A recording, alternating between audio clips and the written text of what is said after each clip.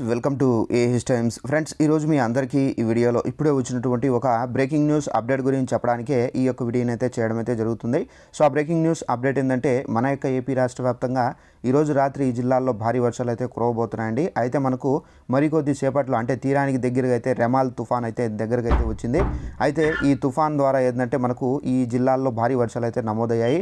అయితే దీని కారణంగా గాలి ప్లస్ ఏంటంటే ఉరుములు పిడుగులు అయితే పడతాయి. అయితే ఈ తుఫాన్ మనకు ఎక్కడ ఇప్పుడు ప్రజెంట్ ఉంది, సో దానికి సంబంధించి కూడా తెలియజేస్తాను. ఇక్కడ నోటిఫికేషన్ చూసుకున్నట్లయితే తుఫానులా బలపడిన వాయుగుండం బంగాళాఖాతంలో ఏర్పడిన తీవ్ర వాయుగుండం శనివారం రాత్రి తుఫానుగా అయితే బలపడింది. సో దీనికి రెమాల్ అని పేరు పెట్టారు. ప్రస్తుతం ఇది పశ్చిమ బెంగాల్కు దక్షిణ ఆగ్నేయ దిశలో కేంద్రీకృతం అయితే ఉంది.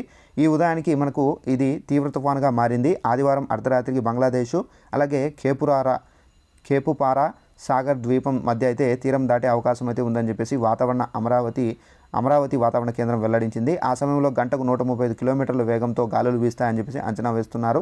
కళ్యాణదుర్గంలో అత్యధికంగా మనకు ఏపీ సహా త్రిపుర, మిజోరము, మణిపూర్, నాగాలాండ్, అస్సాము, పశ్చిమ బెంగాల్, ఒడిశా, తమిళనాడు, పుదుచ్చేరి, మేఘాలయ, అండమాన్ నికోబార్ దీవుల ఇక్కడ ప్రభుత్వాలను భారత వాతావరణ శాఖ ఐఎండీ అప్రమత్తం చేసింది. గుంటూరు, కృష్ణా, అనంతపురము, ఎన్డీఆర్, ఏలూరు, పశ్చిమ గోదావరి, ప్రకాశం, శ్రీ సత్యసాయి జిల్లాల్లో తేలికపాటి నుండి మోస్తారు వర్షాలు కురిశాయి.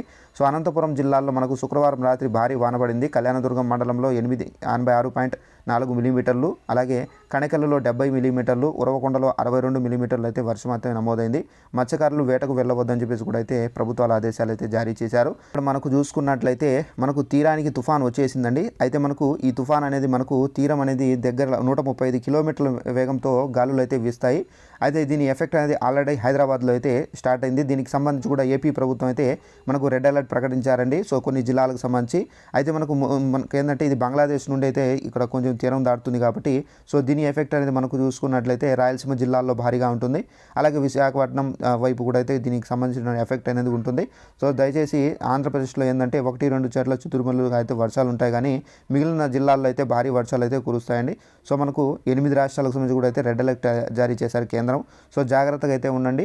అయితే మనకు ఈ తుఫాన్ అనేది మనకు ప్రజెంట్ ఎక్కడ ఉంది ఏంటి దానికి సంబంధించి మీకు లైవ్లో చూపిస్తాను చూడండి. చూసుకున్నట్లయితే మనకు ఈ రెమాల్ తుఫాన్ ఏదైతే ఉందో ఈ రెమాల్ తుఫాన్ అనేది మనకు ఇక్కడైతే మనకు ఢాకా అంటే బంగ్లాదేశ్ దగ్గర నుండి మనకు కలకత్తా పరిసర ప్రాంతాల నుండి మనకైతే తీరం అయితే దాటబోతుందండి. సో దీని కారణంగా మన యొక్క ఏపీలో కూడా అనగా మనకు విశాఖపట్నం నుండి అయితే మనకు ఈ ఏపీలో అయితే మనకు దీని ఎఫెక్ట్ అయితే ఉండబోతుందండి. ఇప్పుడు ప్రజెంట్ ఈ తుఫాన్ అనేది ఇక్కడైతే ఉంది. సో మళ్ళీ మనకు ఈ తుఫాన్ అనేది క్రమేణా మనకు దగ్గర వచ్చి తీరాన్ని అయితే దాటుతుంది. సో ఇదండి మనకు ఉన్నటువంటి ఇన్ఫర్మేషన్. ఇలాంటి ఇన్ఫర్మేషన్ తెలుసుకోవాలంటే ఛానల్ని తప్పనిసరిగా సబ్స్క్రైబ్ చేసుకొని ఫాలో అవుతానండి. Thanks for watching this video. All the best.